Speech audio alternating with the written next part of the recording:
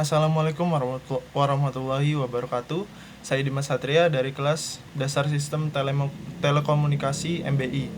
Di sini saya akan menjelaskan mengenai Basic of Telecommunication dari mata kuliah Dasar Sistem Telekomunikasi oleh dosen pengampu Bapak Hernando Rizky Dalimunte, STMT. Basic of Telecommunication adalah dasar-dasar atau prinsip-prinsip dasar dari sistem telekomunikasi jarak jauh yang meliputi konsep, teknologi, dan cara kerja sistem komunikasi seperti telepon, internet, radio, dan lain-lain. Apa itu telekomunikasi? Kata tele berasal dari bahasa Yunani yang berarti jauh. Telekomunikasi pada dasarnya berarti berkomunikasi melalui jarak jauh. Apa artinya? Yaitu definisi dasar menyampaikan informasi atau pesan melintasi jarak. Definisi Webster berkomunikasi dari satu tempat ke tempat lain.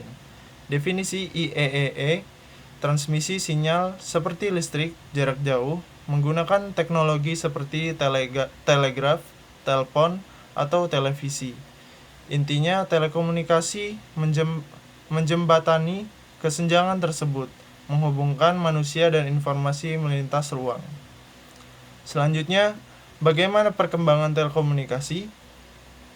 Telekomunikasi merupakan salah satu teknologi yang paling penting dalam kehidupan modern. Hal ini memungkinkan manusia untuk berkomunikasi jarak jauh, mengakses informasi, dan berkolaborasi secara efisien. Perkembangan telekomunikasi telah melalui berbagai tahapan penting dimulai dari penggunaan sinyal listrik hingga teknologi nirkabel canggih saat ini. Tahapan perkembangan yang dimulai dari tahun 1944 sampai 1976. Perkembangan telekomunikasi telah mengubah cara manusia berkomunikasi dan berinteraksi dengan dunia. Teknologi telekomunikasi terus berkembang pesat, membawa dampak besar bagi berbagai aspek kehidupan, dari bisnis hingga pendidikan. Kedepannya kita dapat menantikan inovasi-inovasi yang baru, yang semakin canggih dan revolusioner. Selanjutnya, komponen sistem telekomunikasi yang terdiri dari 3 bagian utama, yaitu pengirim atau transmitter, kanal transmisi, dan penerima atau receiver. Pengirim memiliki fungsi untuk mengubah data menjadi sinyal yang dapat ditransmisikan menggunakan komponen input transducer, encoder, modulator, dan amplifier. Kanal transmisi merupakan jalur perantara untuk mengalirkan sinyal seperti udara, antariksa, kabel kawat, dan serat optik. Penerima menerima sinyal dari kanal transmisi, mengubahnya kembali ke bentuk data awal menggunakan komponen output transducer, decoder, demodulator, dan amplifier. Selanjutnya, gambar tersebut menunjukkan model sistem telekomunikasi.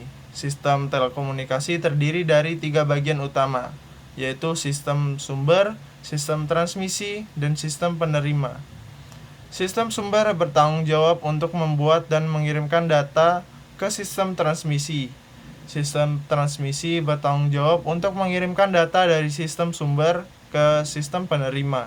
Sistem penerima bertanggung jawab untuk menerima dan memproses data yang dikirimkan dari sistem sumber. Gambar juga menunjukkan contoh sistem telekomunikasi.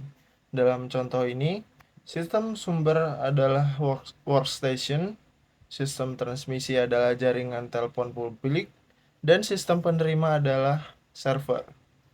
Data dikirim dari workstation ke server melalui jaringan telepon publik. Gambar juga mencantumkan beberapa istilah yang berhubungan dengan sistem telekomunikasi seperti transmitter, yaitu perangkat yang mengubah sinyal informasi menjadi sinyal yang dapat ditransmisikan melalui media transmisi. Selanjutnya receiver, perangkat yang menerima sinyal yang ditransmisikan melalui media transmisi dan mengubahnya kembali menjadi sinyal informasi. Selanjutnya, transmission system. Sistem yang bertanggung jawab untuk mengirimkan sinyal dari transmitter ke receiver. Selanjutnya, resource system.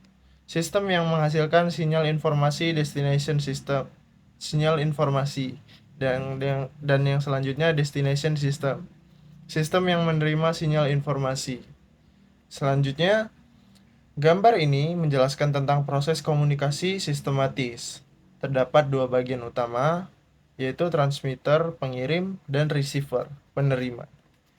Dari sisi transmitter, terdapat sumber informasi, yaitu yang menghasilkan informasi yang ingin dikirimkan. Yang kedua ada analog ke digital, mengubah informasi dari bentuk analog, gelombang suara atau gambar, menjadi bentuk digital atau angka-angka. Selanjutnya ada encoding, mengubah informasi digital ke bentuk kode yang dapat dikirimkan. Yang keempat ada modulasi, menggabungkan sinyal informasi dengan sinyal pembawa, carrier wave, untuk transmisi. Yang kelima ada multiplexing, yaitu mengkombinasikan beberapa sinyal informasi ke dalam satu channel atau saluran. Dan yang terakhir, akses ganda, berbagai saluran transmisi dengan pengguna lain. Di sisi receiver, ada akses ganda, menerima sinyal dari saluran transmisi yang dibagikan. Yang kedua ada demultiplexing, yaitu memisahkan sinyal informasi dari channel. Selanjutnya demodulasi, yaitu memisahkan sinyal pembawa dari sinyal informasi.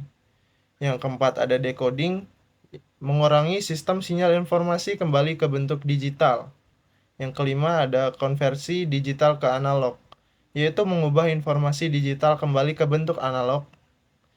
Yang selanjutnya pengguna informasi, menerima informasi yang telah dikirimkan. Dan yang terakhir, proses komunikasi ini dapat dianalogikan seperti mengirimkan surat.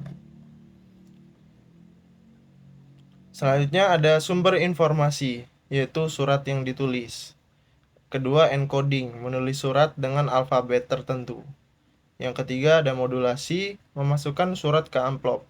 Yang keempat ada transmisi, mengirimkan amplop melalui kurir. Yang kelima ada demodulasi, membuka amplop. Decoding, membaca surat. Dan yang terakhir pengguna informasi, orang yang membaca surat. Kurang lebih seperti itulah pengistilahannya dalam bentuk surat.